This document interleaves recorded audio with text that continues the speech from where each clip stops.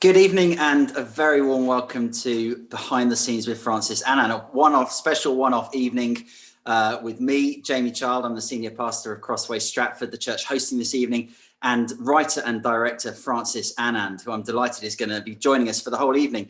I'm going to be asking the questions to Francis. Actually, the hope is that tonight is going to be an interactive evening and you will have the chance to ask questions to Francis too. If you'd like to ask any question as we go along, just text into the number that should be coming up on the screen now, and we will do our best to ask some of them maybe across the course of the evening or at the end of the evening to Francis as we talk to him about film and faith and lots of other things along the way. So I am delighted to be able to welcome Francis, who is an old friend this evening. Francis, welcome. It's lovely to be with you. Francis is married to Rebecca. He's got two kids, Noah and Abner, and is, as you know already, a writer and director. Francis, first of all, tell us what's it like being a writer and director in lockdown at the moment? There was a meme going around. You used to have those memes, like, like a farmer here, a farmer there. There was one about writers, right? Like a writer in I don't know, bubonic plague, and it's like a man on a thingy writing. And the idea is that the meme's supposed to change in different settings, but it just has like a writer in different settings, and it's just the same picture. That's what it feels like. Writers were sat at our desks every day, sleep deprived, light deprived. So it's, you kind of make hay while the sun shines. You sort of try to use the opportunity when you're not on set, 'cause I'm a writer and director, so it's different things. Mm-hmm. Try and get projects off the ground when you're not, on a film set. Right, but directing, presumably from your bedroom or your study, not so easy? I have directed from my bedroom. There was a thing for ITV called Unsaid Stories, and they did 4 sort of 20-minute stories, I think. And to help, because this was in July, so kind of in the middle of the pandemic. And so they came up with this great idea that various members of the crew could direct via Zoom. So the cameraman was allowed on, and a few of the sound recorders, about 5 or 6 crew members and the 2 actors, but everyone else had to be kind of comped in remotely. So there was an iPad in the corner, and I was here like this saying, okay, bit to the left, bit to the right. And I directed the whole thing for 3 or 4 days. And I did the edit online with the editor. And, I think one day we went in to go and do some sound, but that was about it. So I have actually managed to direct in my socks and pajamas. Pajama bottoms, yeah. It sounds a lot like church. Just do church, isn't it? All right, you do that and you do that, and everybody's fine. It's all fine. Yeah, it's merged into one. Everything's in pajamas. Exactly. Now, listen. Most recently, you wrote and directed Escape from Pretoria, starring Daniel Radcliffe. So I'm going to start with the question that, if I don't ask, my kids won't forgive me, and I think they might even be allowed to stay up late to hear me ask this question. Tell us, first of all, what is it like to work with and to direct Daniel Radcliffe? Yeah, I mean, there's perspective from my end, and there's also him. So what you expect, is he's going to be very, very, kind of high demand. It's a top. This is not just like an A-list celebrity. He's like a sort of icon. Harry Potter is more than just a person. It's an actual figurine almost. So you think, oh gosh, and actually, the consistent thing that people say about him is that he's the most down-to-earth person. He's helping you to understand how the scene works. He's saying, oh, well, if I just stand a little bit this way, does that help with your shot? And I had about 29 days to shoot the film, which might mean nothing to most people, but that's kind of, pretty tight. And so I told him that, and he was like, don't worry, I'll help you. So he would turn up on set and he'd be like, right, okay, what are we doing? And often if you've got an A-list actor like that and they're chatty and relaxed, then everyone will relax. But if they're sort of really ready to rock, then that makes everyone sit up. So he was really helpful like that. It's just, just go to his trailer and chat. We had, various kind of bits of wigs and prosthetics, and he was always kind of up for trying, all of that. It was great. He was absolutely like just a normal guy. You would not assume he's an international, world icon, really. Just having a coffee with him and just chilling out. He's great. Yeah, great. And tell us a bit about the film, because I remember, I don't know, whenever it must have been 8 or 9 years ago, and I'd see you in church and you'd be talking about this film that you were writing, staying up to all hours of the night, crafting it, getting it off to producers and all of this kind of thing, trying to get this film picked up. And now here we are however many years later, and it's been made, and it's out there, and it's been seen. Tell us a little bit about the evolution of the film itself. Yeah, I think as long as you've known me, I've been working on this film. Right. And I started reading the book in 2011, 2012. The producers approached me. They had the rights to the story inside out, Escape from Pretoria prison. Then the rights had gone away. And then they said, "Oh, read it anyway." So I read it. So it was great. Going to do this, going to do that. Cut to this, cut to the director stuff. And then amazingly, miraculously, the rights were coming back like literally the following month after I had got them. What happens is when you want to make a film from a book, you have to go to the author and you kind of pay them a bit of money or something, and you say, right, I'm going to make your book into a film. That's normally like 1, 2, 3 years. After that time, if you haven't done anything, then the rights go away and you have to spend more money. Okay. And so that 2-year period for the last person had come up to an end, like literally 2 weeks after I'd read the book. It was absolutely amazing. And they didn't want the rights back. And so then the British producers got the rights back. And then I started, writing, big writing process. And then we went to Dan Radcliffe in August 2016, something like that. Right. And then he loved it, signed. And then it was a bit of a 2-year wilderness where you probably saw me arriving at church all fraggled and kind of like script pages for hours, and then eventually we managed to sort of get the money together. The big problem was that some of the money had to come from South Africa, and that money kind of didn't fall through, but it wasn't available when all the actors were available. And that's another big thing with making films. All the money has to line in, and all the other money would have fallen away if we didn't shoot in this period. So we had to then move to Australia, which was a massive undertaking. And I had to sort of rip scenes out of the script, and I had to sort of recast certain elements and hire a new crew, build a new set. It was kind of pretty big stuff, but it was the only way to sort of get that million and a half dollars, to sort of insert to the budget to make everything work. So it was 2012 I first started reading the book, and we were on a film set in March in 2019. So Wow. Yeah. Okay. And first of all, tell me what captured when you read the book. What made you think that I want to make that into a film if I can? What captured you? Yeah. What captured me? I mean, if being totally honest, like it was a chance to make a film. so it was just like, it's a book. So I don't know, like, unless it'd been like a rom-com or something that I'd totally alien to, I'd have had a crack at it, really. But it really appealed to me because, it was set in Africa. My grandfather, he was a delegate, so he was like he was the Speaker of the House of Parliament in Ghana and Supreme Court judge and stuff. So it was very sort of high, Ghanaian royalty, kind of political royalty. So he would do a lot of tours. He'd go to South Africa. There's a very strong link between Zimbabwe, at least back then, between Zimbabwe and Ghana.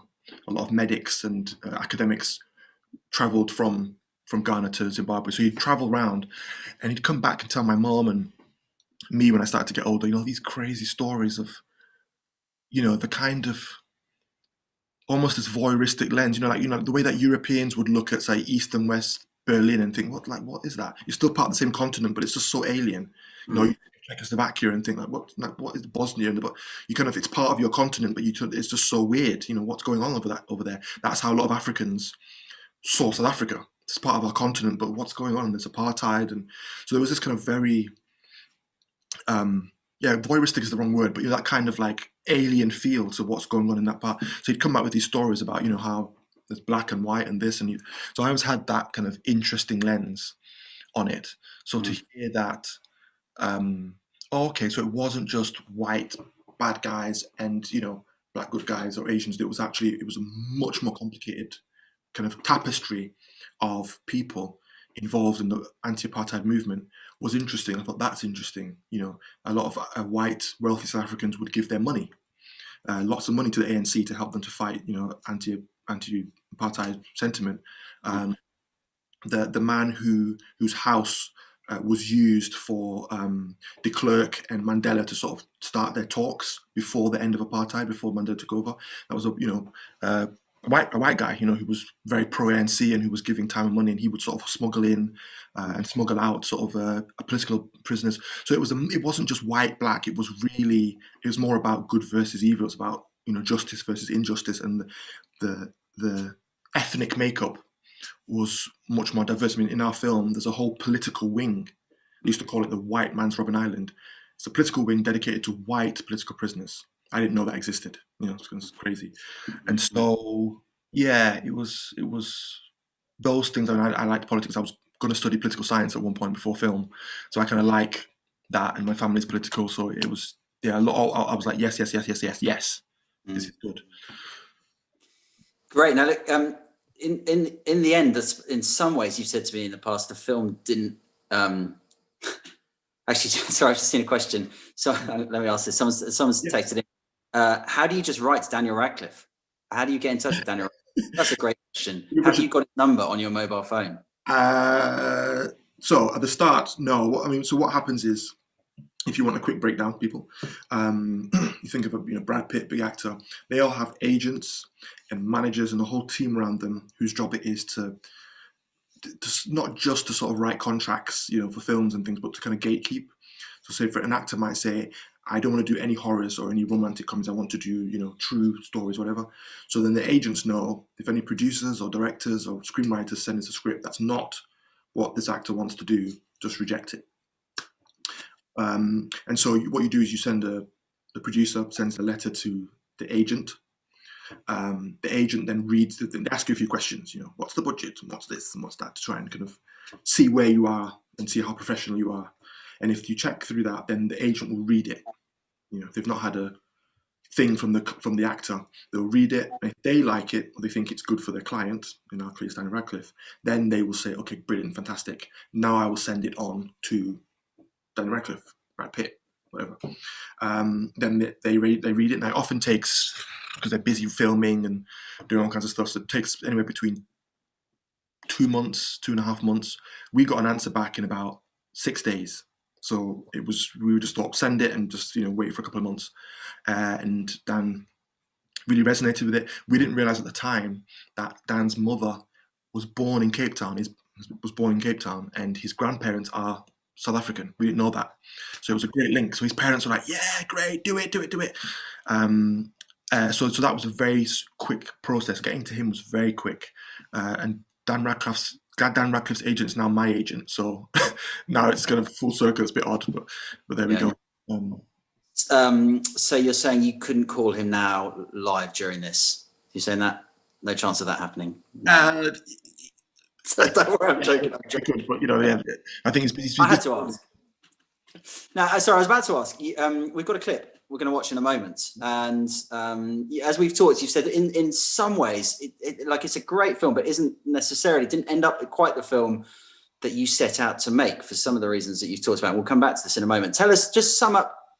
How would you sum up the film you did make? Just give us a 30 seconds summary of the film as it stands. Well, it's ostensibly about two middle-class Caucasian South African young men who are fed up with seeing all the racism and injustice and segregation, and rather than leave the country or just speak out about it or sort of do some sort of third-rate thing, they decide, no, we're going to go in all in, like 100%, and we're going to put our money where our mouths are. If we get put in prison, so be it. And that leads to, once they are put in prison, kind of, what other ways can we sock it to the man, and what other ways can we sort of kind of throw in our lot for this cause? And that leads them to at least attempt to an escape as a political act, to sort of speak out against apartheid. So that's kind of a rough principle, yeah. Okay, great. Well, look, let's enjoy our first clip now.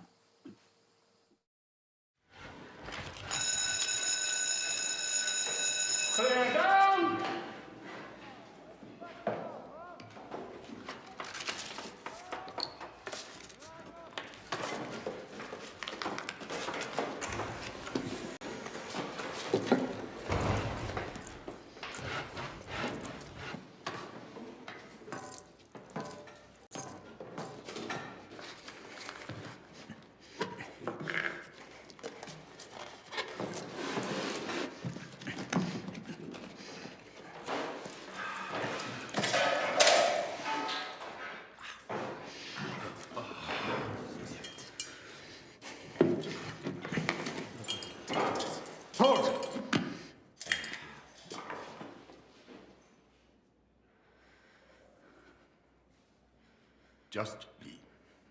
Everybody else clear down.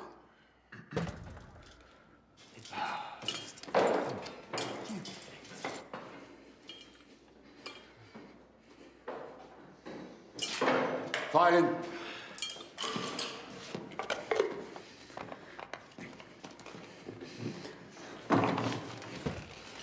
Here.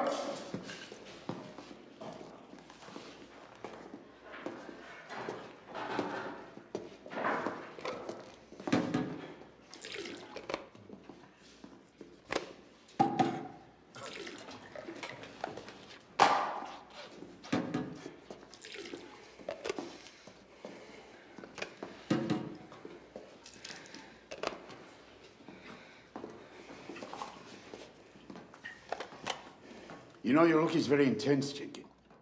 Sorry. Sorry, Mania. Sorry, Mania.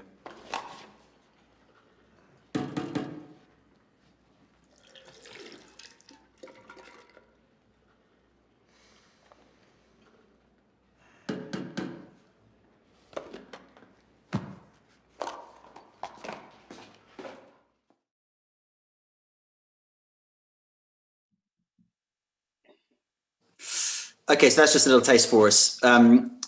Francis, it'd be great to hear your thinking about direction. Like, what do you think your role is as a director? So someone's asked, because you referenced the fact that you didn't have a long time to make the film in the end. It was a very tight schedule you were working on. Someone says, were there points where you just had to move on without getting the perfect shot? Do you struggle with perfectionism and efficiency? Just give us a sense what you're doing when you're directing a film. I mean, that's a very good question and very long. I'll try and condense that. I mean, you're directing a film. It's one of the few roles that is kind of across all elements, particularly of what they call pre-production. You know, casting your actors, getting your crew together, building your sets. You know, costumes, deciding costumes. Then you're obviously shooting.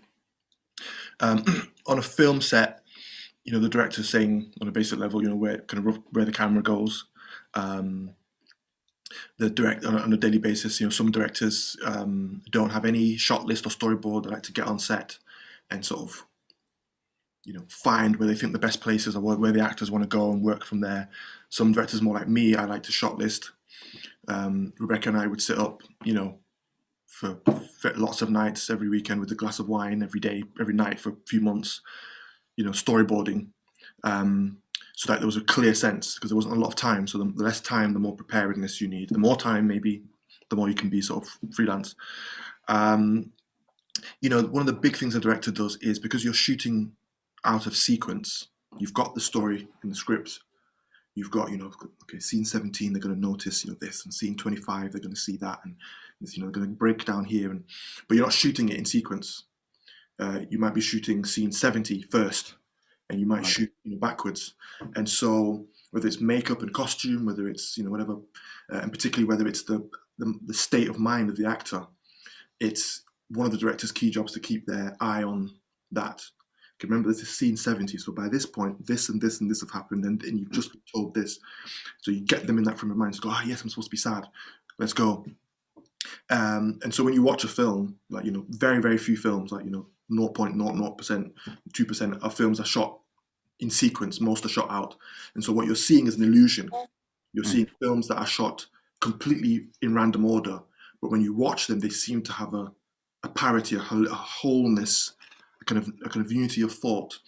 And that's a lot of the director's job, you know, whether it's visually or whether it's, you know, whatever, to sort of make sure that you have all your scenes making sense, and the performances are in a consistent order. So when you put them together in order, you go, oh yeah, he's breathless in that scene. He runs into that scene and he's breathless. Great, brilliant, you know. So that's one thing. But this was a difficult job. It was difficult. I mean, I was rewriting scenes, and we were cutting scenes as we were shooting, because they hadn't built the set on time. And so they were like, well, we haven't built the set, so can you cut the scene and move the action to a set we have built? And I was doing that whilst we were shooting. It was crazy.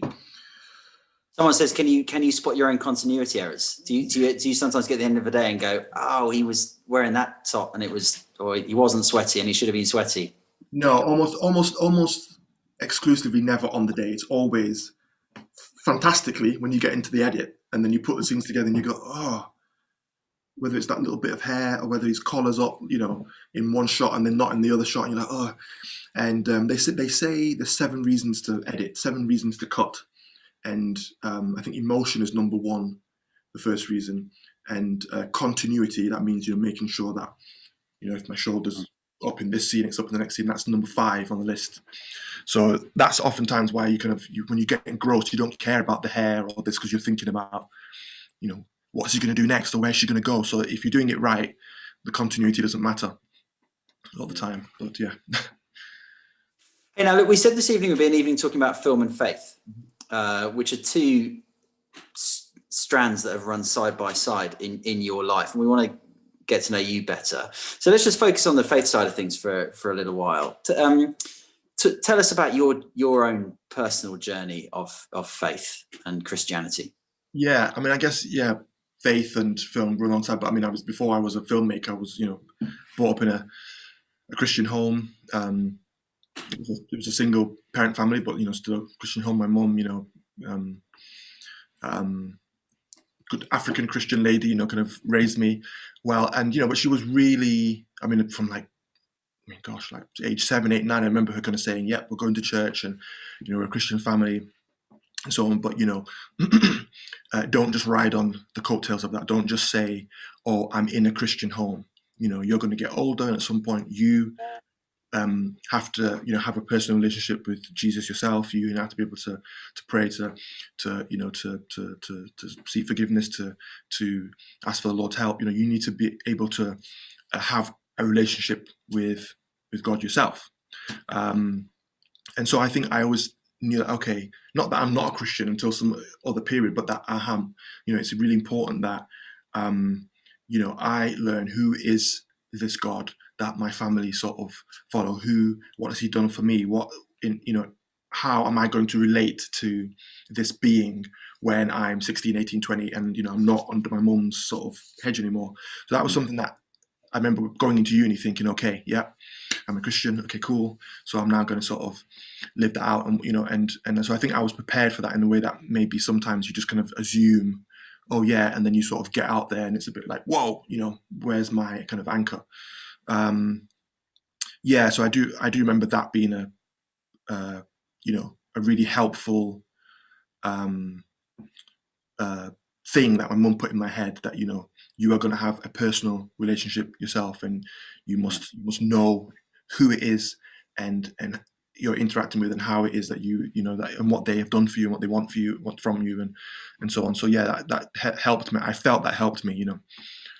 I guess in the end, as much as you feel a loyalty to your mum, or that message stands with you, I'm guessing that's not what keeps you Christian, or makes you think I'm going to stick with this. So what is it about Jesus? What is it about Christianity that makes you go, yeah, I've left home, I'm my own man, I'm ploughing my own furrow, but that I'm not leaving that behind? Yeah, I mean, if you're going with it and you're saying, okay, there's this guy, one of the big things for me was, when I read the Old Testament, and we go through the Old Testament, and you'd see all these Old Testament prophets, like, scores of them, and it's over thousands of years. We're not talking about, just some man-made things. People who have never met each other, who have lived, hundreds of years apart between them, and they're all talking about this guy, this dude, this Messiah who's going to come. It's God's plan. This is what he's planning to do, to send this man to come and to save humanity, because our relationship with God is broken, and we're kind of a bit lost because we don't have that connection because of our sin, and that sin kind of compounds and gets bigger. But then God's got his plan, and everyone's saying that across all these times, and it's a bit like, okay. And then when you see Jesus arrive, and then you see everything that was predicted happening, and you see what he says and what he comes, it was like, oh my gosh, like, so this is not just a nice fuzzy kind of culturally relevant thing where we're Africans and we're Christians, and we sort of, it's like, no, this is real stuff. This really happened, and the guy's asking you to make a decision. I need you to follow me. I'm offering this to you, and I want you to receive this offer. And so that for me was the Old Testament stuff, and how you couldn't make that up. You couldn't fake that or cobble that together. That in terms of my faith, if I ever remember it, like, I always go back to that and remember that actually, no, Jesus is the culmination. He's the sort of what the Bible's been talking about for a long time. And I just find it fascinating that over different centuries and different countries with different people and different socio-economic whatevers, they're all writing all this stuff hundreds of thousands of years before about this guy, and everything comes true. And that, I don't know, that makes me sort of sit up and listen on the factual basis. And then when you think about what he's done, I just feel that, yeah, I think you should make a decision. I think you should be like, you know what, I think it's true, but I'm not really interested in it. I want to live my own life. Or if you believe it and trust in it, then you need to sort of take it seriously. And I felt that's what I had the grounding of my parents, but I really wanted to sort of accept Jesus, not just his teachings, but kind of his person into my life. And then obviously you're on a journey then, because you're learning his words and following his ways. So yeah. And I mean, you're a director. You're also a writer. So a good story when you see one. I guess you spend a lot of time thinking about that. And people have sometimes said, "Oh, the story of the Bible, the story of Jesus, greatest story ever told," and that's true. But it's not just another story. Like, how do you? Give us your take on that. Yeah, I mean, I think it was C.S. Lewis who said, like, even if you talk just on a basic level, like talking about the sort of language of it, the sort of eyewitness nature of it. You might say in a novel now or in a film now it's very common, but that was like thousands of years earlier. If you're going to fake it, it just is ridiculous. It's an eyewitness account of what happened. The way I love things like in terms of authenticity, like the first people to see Jesus when he's resurrected and he's not there in the tomb are women. And many people have said, like, women at that time, sad as it is to say, were just like, I think their evidence in court was actually seen as secondary, like equal to like a child. Like, you can't really trust it. She said it, but so if you were going to sort of ham it up, or you were going to embellish it or create this sort of utopian godlike figure, you wouldn't say in your story at that time that, oh, the first people to see Jesus were women. You'd be like, no, you would sort of go for something else. And yet they're like, well, that's what happened, so let's just write it down. It was women that saw, and they get the chance to see him first. So you can see, like, I feel you can see that they're not trying to embellish the thing in any way. They're just going, kind of rogue and a bit unconventional, which I kind of like. And I just think even in the very building blocks of the way it's written, it reads. It does read like a thriller. It does, because it's baked in, kind of the betrayal. It's got all the kind of three act structure. But it's, I would even say, if anything, you could say that a lot of modern, from what I've read, a lot of modern storytelling structure actually comes from the Gospels. There's a director called David S. Goyer who wrote the Superman film, and before he wrote it, he was like, "Yep, hands down, the first thing I did, I read all the Gospels," because superhero kind of mythology, like Jesus Christ is, Stanley, many people have said it, is the kind of archetype of the hero. Right. Superman, the kind of the ascendancy and the death and then the resurrection, and that, Right. yeah. So even baked into, sort of narrative culture, you can see Jesus' story is sort of often there. It's a classic story. Right. Batman, Spider-Man ends with resurrection, doesn't it? Yeah. Superman. Sorry, I've just spoiled that if you haven't seen it. It's not a classic. Don't worry. Do you ever, just listening to you talk, do you ever read the Gospels? And I guess what was the name of that director who said I read all the Gospels? David S. Goyer. So he wrote Superman. The first. Right. Okay. So if you've never read a Gospel before, go read a Gospel, because he'd say they do that. Do you ever think to yourself when you're reading the Bible, I know how I'd direct that scene if I had to make a film? Or the way it's told is often very rich and very kind of woven together.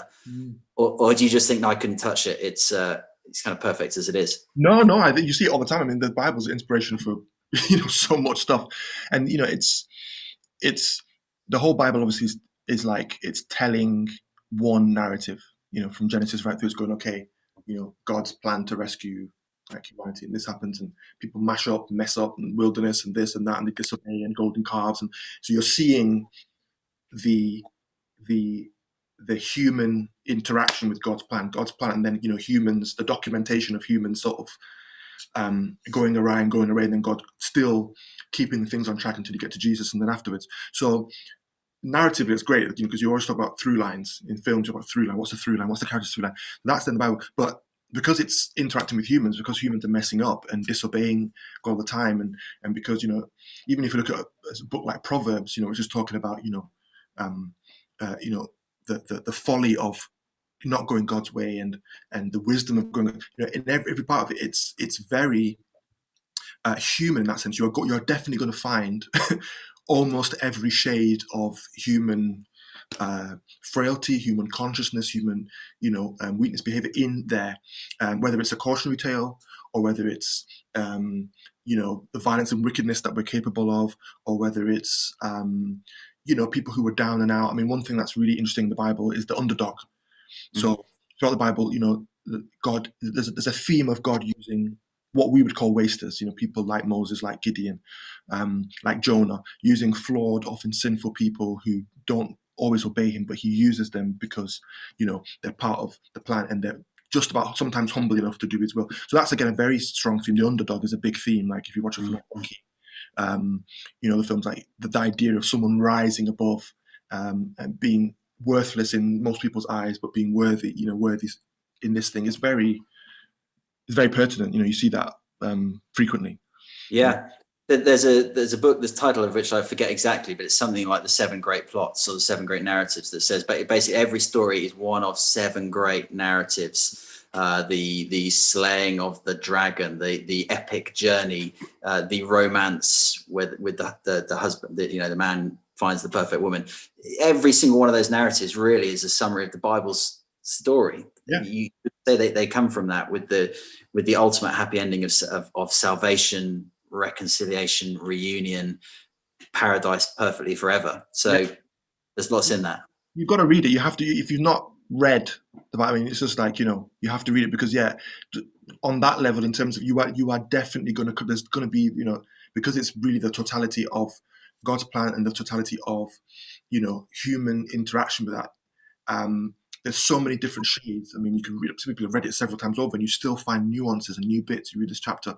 I read the Gospels, and then read parts of it. And it's like, oh yeah, something that I forgot. A truth. Or when Jesus says, it's not what comes out of someone. It's not what kind of is on the outside that makes someone clean. It's what comes out. It's what's from within that comes out. Oh yeah, in our human Instagram culture, we forget. We think it's all about the outward image, but we kind of know. We also have an intuitive sense that it's not about the external. It's what's in our hearts.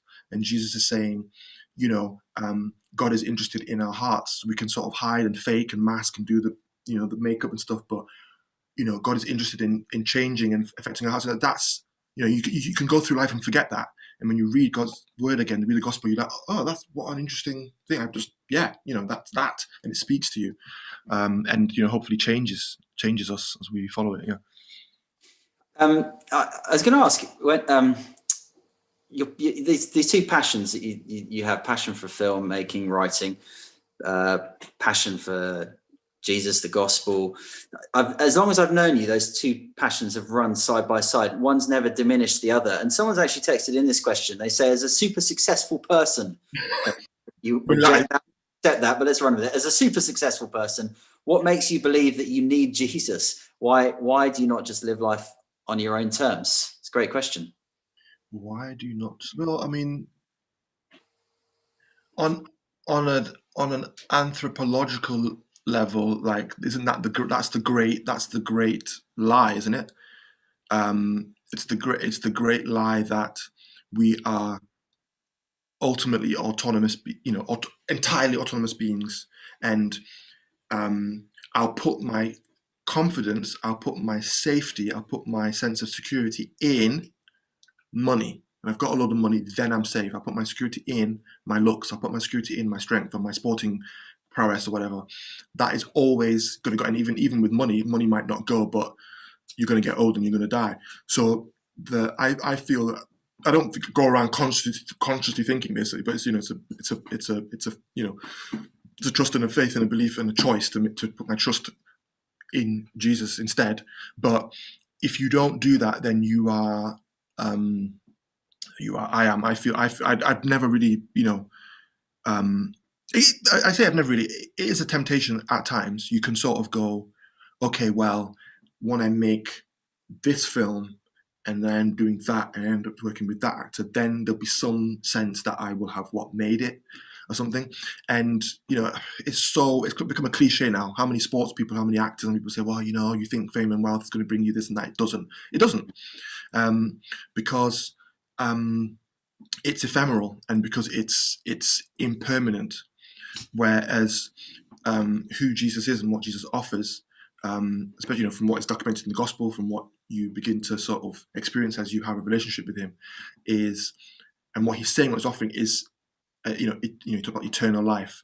I am the bread of life, and if you basically consume me, my death and resurrection, you will never die. So I want to say that maybe immortality, or that sense of everlastingness that I think is promised in success and those things. You don't have to look very far to the people who have that to let you know that isn't real. I mean, I've just read interviews with Russell Brand and with Robbie Williams and with all these people, and they say it's just very obvious that doesn't work. So I wouldn't really. I'd like to take that advice that they're telling me and stick with what I have, which is a permanence and something that isn't shiftable and shakeable and sort of malleable, which is Jesus' words, rather than the ephemeral nature, temporary. Maybe success, but it's temporary. We know that. You don't have to be very clever to know that it is ephemeral. So yeah. Great answer. Thank you. Now, listen, we've got another clip lined up. Let me, and we'll go to it in a second. I should say, with the last clip, when it was being shown, Sam, who's running things behind the scenes, just said to Francis and I, I'm getting a notice from YouTube saying, you do not have the rights to this film. It might be interrupted. Francis said, it's fine. I do, actually. I do own the rights to this film. So, we're going to try this next clip in a second. And if it gets cut off halfway through and you come back to us, you know why. And frankly, Francis, you need to exert some authority. But before we go to this clip, all the clips we've got and the film as a whole is it's a masterclass in building tension. So give us, again, from a director's point of view, just give us a sense of how, as a director, as you're putting a scene together, camera angles, whatever, you build tension. That's a good question. I mean, there's many different what you might call it, what would you call it, rules or aesthetics or principles. So some people, for example, believe in a very minimalist way, what they call holding the shot. You let the action build, and it builds and builds and builds. Some people use, edits, so you cut to me and then I look over to the side, then we cut to a shadow coming around the corner, and we cut back to me and I go, oh, and you're building tension that way. It's editing. And for me, I think all those principles, I think it depends on the circumstance, but you're trying to immerse the audience. I think everything you're trying to do is you're trying to immerse the audience, and you're trying to make them think what's going to happen next. And if they can think that, and if they're in a position where they're not going, oh yeah, I know what's going to happen. We've all watched films. We go, oh, yeah, then the gun is, he's got a gun. It's got, and we're clever. We're not stupid people, so we jump ahead. When you're in a position in the film when you're not jumping ahead and when you're waiting, that's when hopefully us directors have done something like our job. When you're not even interested in trying to solve the clue, you're just in the moment. And I personally love sound. For me, sound is a huge untapped tool which I like to use to immerse, because once you immerse, once the audience feel that, oh yeah, I am on the prison corridor with Dan, and once you feel that, and the sound, the echo, the quality of the sound, then whatever happens to him is happening to you. You feel connected, you feel invested. So I find sound as especially when I'm designing it for the cinema, that's one of my go-to tools for creating immersion and tension. Great. Well, look, we've got a double level of suspense now because we might get cut off halfway through the clip. But on that note, why don't we watch the next clip? Yeah.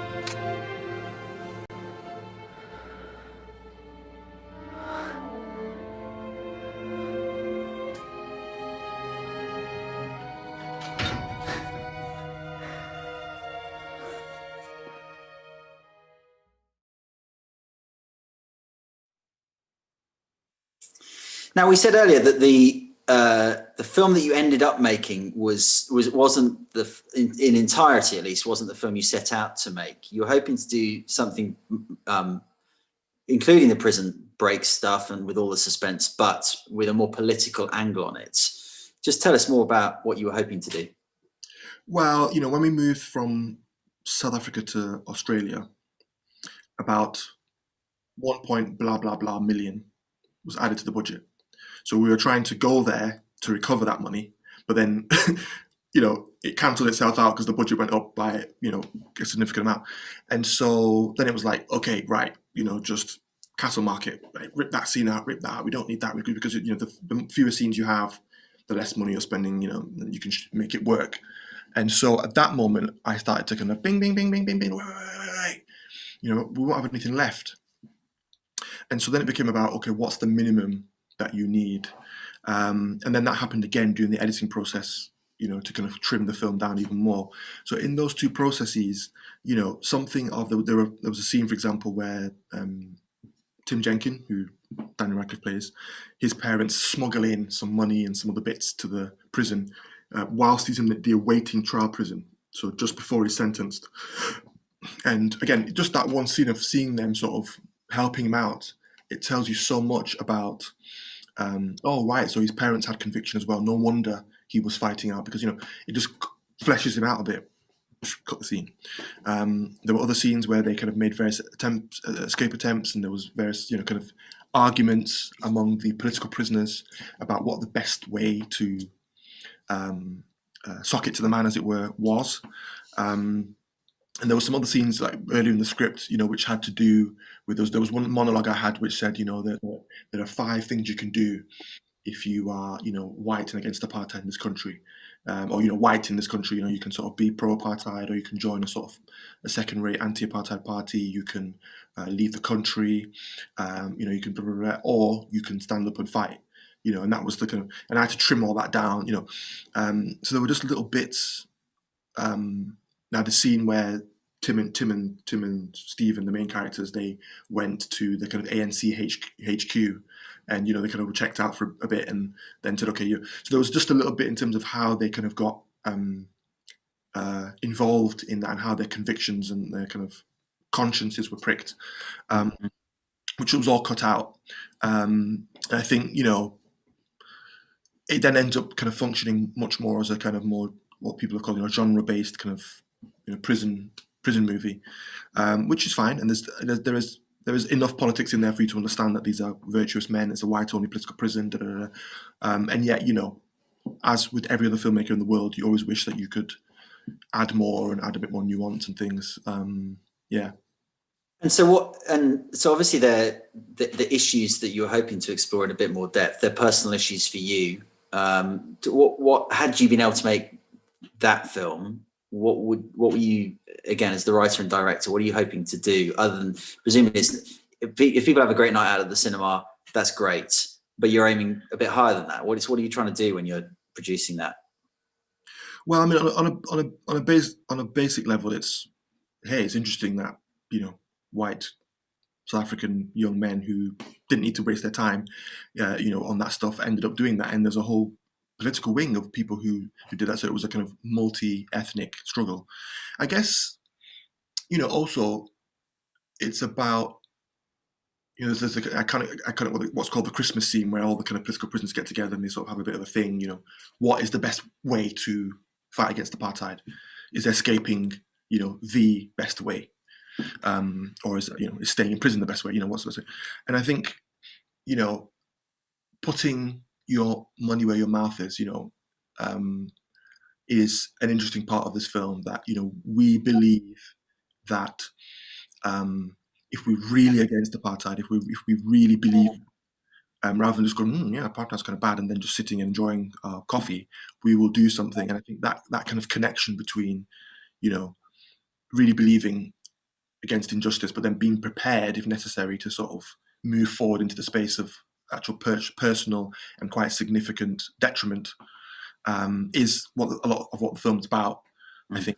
And watching these men not only face the consequences of that, but then try and find a way to sort of ruffle the feathers, even if that's not going to work, by trying to break out.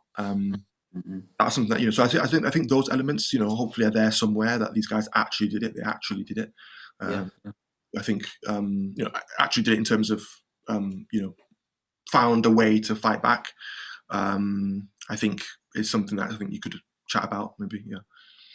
So the film kind of presents its own challenge just by the example of these men willing to take that stand. Just as I'm listening, I'm thinking that must be an area where your Christian faith intersects very much with what you're doing in making the film. Just talk about how your Christian faith interacted at that point. What you were thinking as a Christian with these issues. With those issues specifically, I was reading about. Slightly related, but not really related. I'm the only people in South Africa who,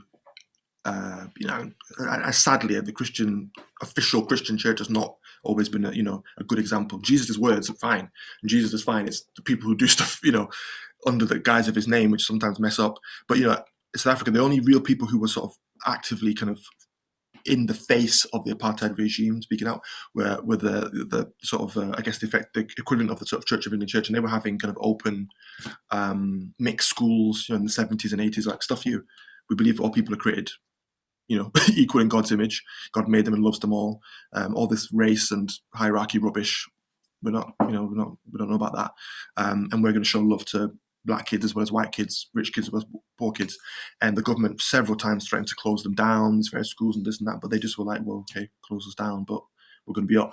And it did make me think a bit about that. I think Tim Jenkins' parents, who Daniel Radcliffe, I think, did have, there was some kind of Christian conviction behind, their desire to speak out and help their son the way they did. So on that level, you have that. There was a potential for what does it mean to speak out against injustice when you are a follower of Jesus, and it just makes you think a bit about people who have read his words and then been convicted to the point that there's a part of my consciousness now that knows that is not prepared to just be like, yeah, no, great, let's go and have coffee. But that then wants to sort of go, if I know this, and this is really true, and if this is pricking my conscience, what can I physically do, to, whether it's, something physical like feed the poor, or, set up a Barnabas fund, Barnardo's, type organization, or whether that's a personal conviction that I really need to sort this out or sort that out. That kind of potential energy to to actual action is something that I think Christians are constantly doing. We're reading God's word and then we're going, right, what does that mean for me?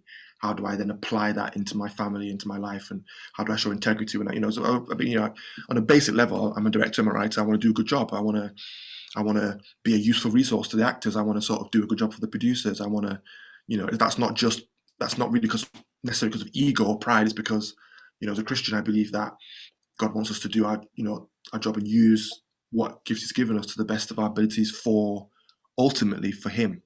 I'm directing. I'm supposed to be, yes, directing, but I'm doing a good job because I want to be a good, example of Jesus. I want to be a good, ambassador for Him. So that, those are some of the personal things I think, and also that thing of, this is a truth that I've read. Now I've got to live it out. I think that was kind of similar with the guys. We know apartheid's wrong, and now how do we, do something to fight against it? Yeah. Okay. I'm building on this. Someone's just asked this question, Francis. Do you seek to take on? You've spoken to me about some of the projects that you might work on in the future, and that there are similar themes sometimes in what you're doing. Someone says, do you seek to take on films and projects that explore Christian ideas? Do you see yourself as a Christian director, or just a director who happens to be a Christian? Yeah, that's a good question. I mean, one could argue you see yourself as both. What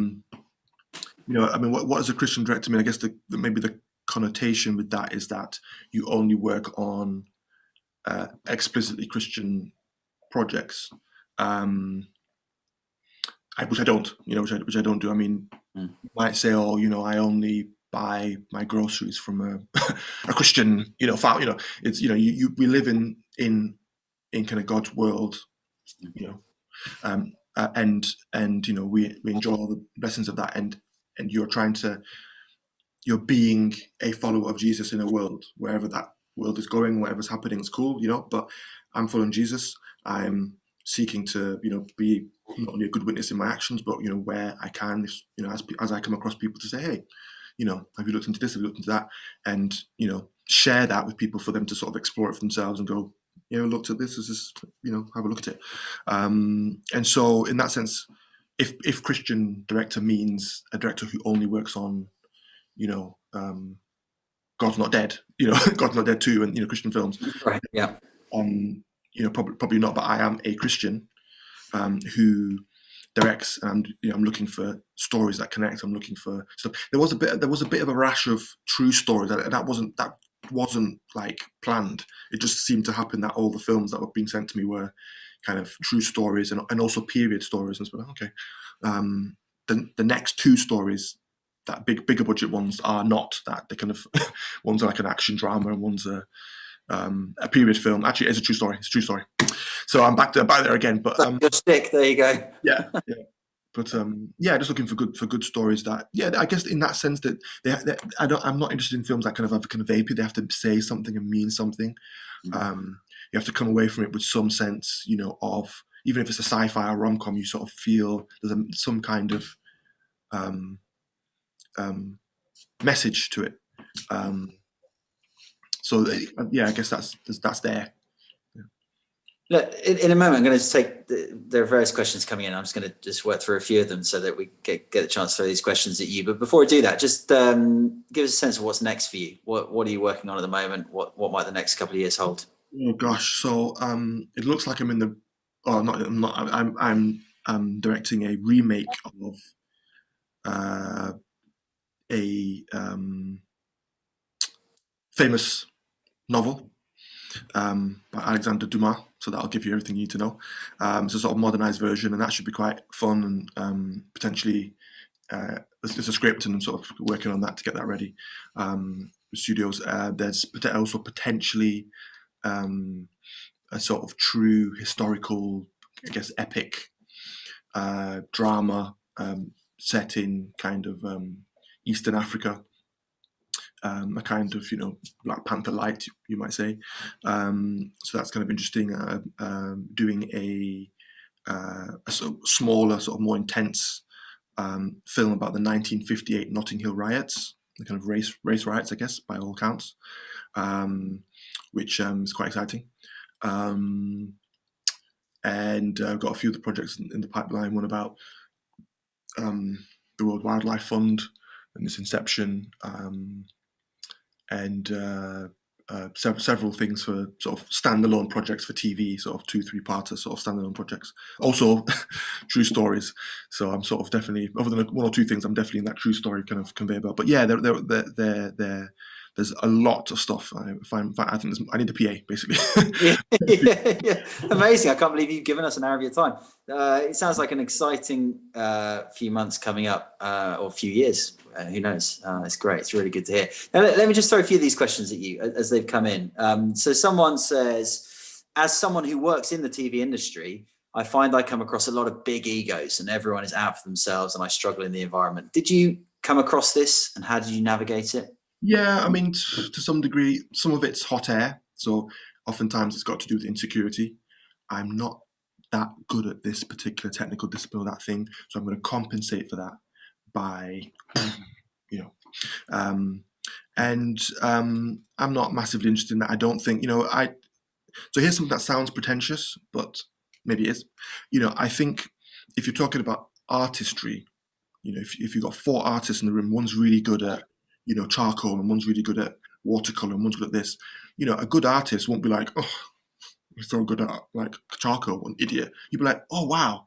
And you're trying to have a conversation in that art space and go, wow, it's really interesting how you stroke it like that, and how you do this like that, and how you, I love the way you do it. And you're trying to learn from the other artist.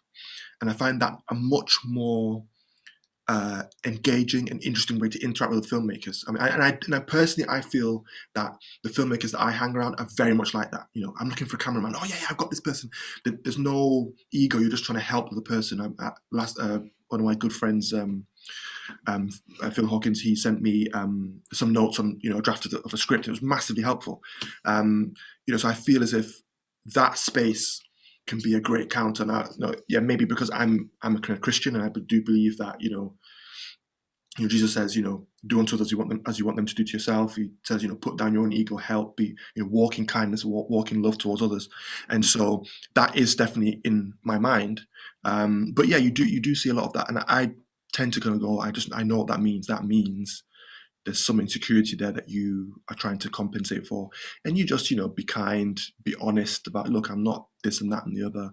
There's a bit of English self-deprecation there, but also I think we're called not to be arrogant and be you get to lay down our pride, and Jesus asked us to walk in humility. So I think you can just be walking like that, and you're not doing that to make them look bad. You're just doing it because you can just be different and be somebody who's more of a positive influence.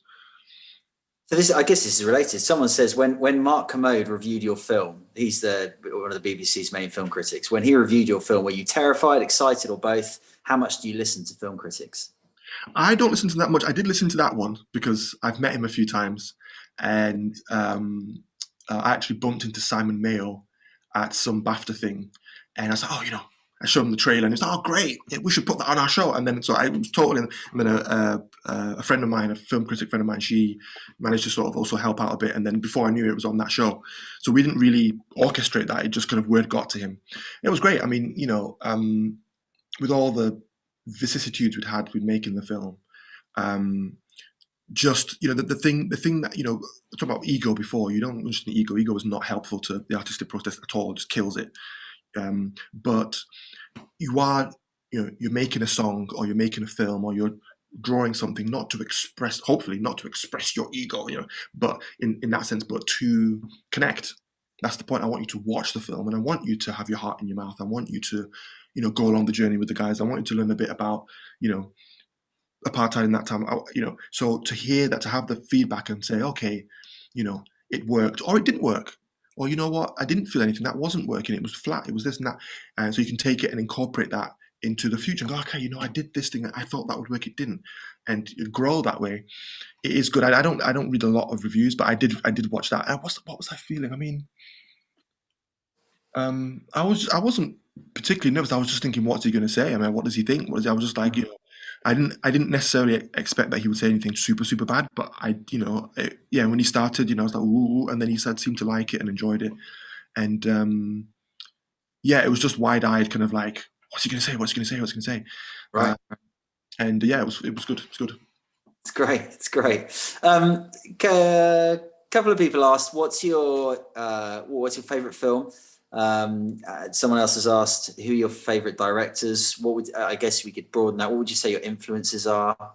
Favorite film, favorite directors, influences? Favorite film, I'm not gonna. There's too many. It's like favorite list of films. I mean, it depends on the mood. It depends on what you're looking for. Favorite Harry Potter? Have you even watched it? Yeah, that should be on the list today, I guess. I watched a lot of for Escape, and I do like a lot of French cinema. So I watch a lot of Louis Melville, Louis Malle, Robert Bresson. I like Werner Herzog, some of his films. There's an amazing prison film, incidentally. Before that, I loved this film called Le Trou, The Hole, directed by Jacques Becker. Just like a masterpiece in simple, classic French, simple. They just hold the shot. They trust the frame. There's a scene that in Escape, which has I'm not going to spoil it, but involves Daniel trying to sort of reach for something, and it's just shot on what he's trying to reach for and shot on him. Simple. I did try to do that sometimes, to kind of keep it simple, intense, and a lot of that kind of Euro light cinema is interesting. I loved Parasite. I love the simplicity and the rabbit holism of that. Anything which goes down a rabbit hole, anything which kind of, feels like you're kind of delving deeper and deeper and deeper into trouble, and you're kind of, how's he going to get out of that? I love that kind of stuff, and putting the audience in that position is those sorts of films, thrillers and dramas, I resonate towards. Filmmakers, I love modern filmmakers like it'd be like Denis Villeneuve, like mwah, mwah, mwah, mwah. His sense of his concept of what it means to create tension is something I resonate with a lot, and his use of sound and his use of building up, 20, 30-minute sequences that really build tension. I love all that stuff. I'm there. So yeah. Great, it's great. Time for a couple more questions, and then we're gonna wrap things up. But someone says, would you ever make a biblical epic film? Do you look at the Ten Commandments and think, oh, I could, there's all sorts on there. Noah's been done, hasn't it? The Exodus. Do you ever think I'd love to have a stab at one of those? Yeah, I mean, sometimes they're hot potatoes because then you interpret it and people go, no, no, no. But the one thing I think that is often sometimes missing in these Bible epics, and I think some of the early ones got it, but some of the modern ones don't, is they don't try and find the through line that's already there, so they're trying to inject extra bits. I understand Hollywood films do that all the time. You take a true story, you sort of embellish it, but oftentimes when you look at, when you break this story down, when you break Noah down, when you break Jonah down, when you break what's it about? It's about this guy going flipping, God's going to forgive these people.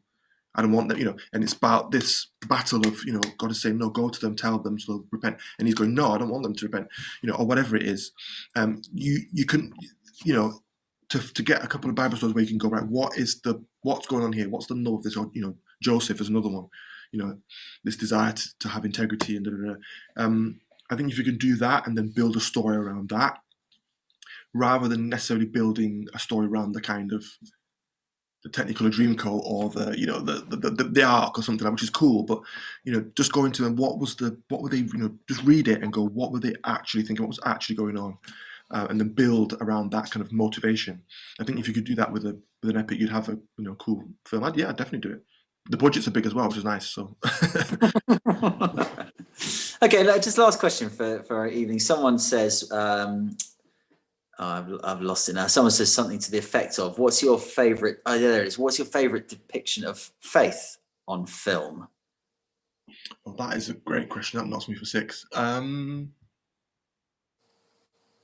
Oh gosh, I mean, or exploration of the idea, maybe. Black and white, is it? As it might be. I mean, yeah. I mean, people. I wish I'd known about that. People who. Well, my brain is like going trying to filter different elements. I mean, there are some old classic French films, one of which has completely evaded me at the moment, and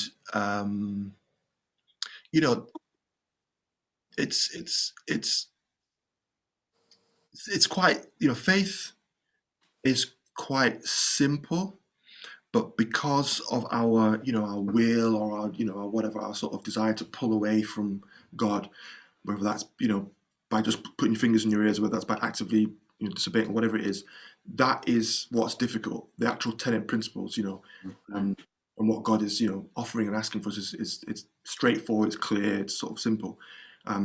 It's not a matter of really necessarily always intellect, is it? It's do I want to surrender my will? Do I want to sort of give my life over to this God who's saying, look, I love you, and I want you to be in a relationship. Do I want to do that? That's ultimately where it's at. Intellect gives that argumentation and stuff, and it's all kind of like great, but deep down we're like, I don't really want to be told what to do. And so films that are exploring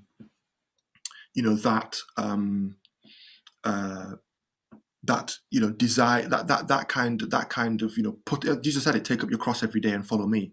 That that daily sort of going, I'm going to put my ego and plans and stuff aside for for God's plans. Films that explore that, even if it's not that in a sense, I think things that touch on that truth, which we all know. Come on, we all deep down know what we're doing and what we're sort of like either kind of say okay or rejecting God. We know what we're doing. I think films that do that are good. There's so many films in my head, and I seem to have lost the ability to remember that this particular French film, but I remember the kind of the the main character in that kind of grappling and eventually sort of saying, I am going to surrender is the only option you have. Is it Bob Dylan? You can serve the devil, serve God, you can serve whoever you want, but you're going to serve somebody. The concept that you're not in service to someone, that you're not, you're giving your life and self to and plugging it into something is that you're not doing that is ridiculous. You are doing that. So the question is not, will you do that or not? The question is, who will you lead to and who will you follow and serve? I think films that explore that and unearth that truth and sort of unmask the myth that we are masters of our own destiny, I think are always interesting. Yeah. Well, look, if it comes to you later, let us know. We'll put it on our Instagram page. Yeah, sure. Hey, look, mate, I'm going to draw things to a close. Before we do that, let me mention a couple of things. First of all, let me say that you might have been listening to Francis tonight and thought, this has been a fresh perspective on faith. I've never thought about some of the things he's talking about. It's given me a window on things that I haven't seen before, raised questions for me. If that's you, I'd love to encourage you to come along to what we call Christianity Explored. As a church, we love making it possible for people to look into the Christian faith and gain an understanding of it themselves. And next Wednesday evening, a week on Wednesday, the 17th of February, online, we are going to be running a Christianity Explore course. You don't need to leave the comfort of your own sitting room, and you can tune in. And it is a great opportunity to, first of all, have a look at the Bible for yourself in Mark's Gospel, listen to a short talk about one of the key aspects of the Christian faith. And if you'd like to ask any question you have, it's an open forum for discussion, so you can bring your questions and get answers and dialogue and discuss. It's a course that will run for 4 or 5 weeks. You don't have to commit for that time, though you'd enjoy it best if you did. And if you'd like to come along, I think the details are all up on the screen and will be afterwards. And you just need to drop us a line and let us know. And we'd love you to join us for that online next Wednesday and for 4 or 5 Wednesdays afterwards. Secondly, let me say I was lucky enough to see Escape from Pretoria when it first came out, but it's coming back to Amazon Prime on Friday the 26th of February. So if you have Prime, or even if you don't, you might want to get hold of it, because Escape from Pretoria, directed by our very own Francis Annan, written and directed by him, is coming back on Friday the 26th of February. Lastly, let me just say a big thank you to Yasmin and Sam Wilson and Sam Gamblin for working behind the scenes to make tonight possible. But the biggest thank you of all needs to go to Francis Annan. Thank you so much for joining us this evening. It's been stimulating, fascinating to hear everything you've had to say, and we're really grateful for your time. So thank you very much. Oh, pleasure. Thank you for tuning in. See you all soon.